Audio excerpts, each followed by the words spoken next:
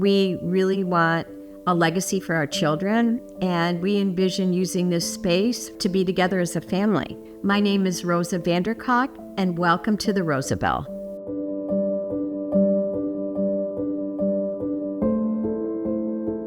The history of the Rosabelle, the cottage belonged to my husband's mother. She bought it in 1960, and it was a family cottage. She has 3 sons.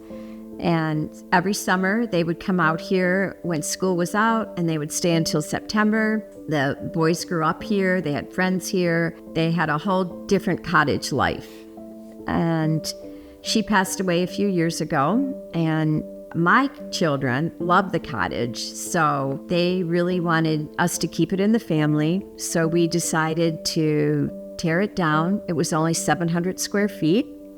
And rebuild so that my children and grandchildren can be here and enjoy many years to come. The design process for us was a great process. We really enjoyed it. We knew we wanted beauty, but function as well. The 4-season room is probably our favorite room in the house. We decided to go with the wood ceiling because it's so warm, and we just felt like it gave the space a beautiful element with the stone floor and the shiplap on the walls. It was totally different on the ceiling, and we're really happy we went that way. We think it turned out beautiful.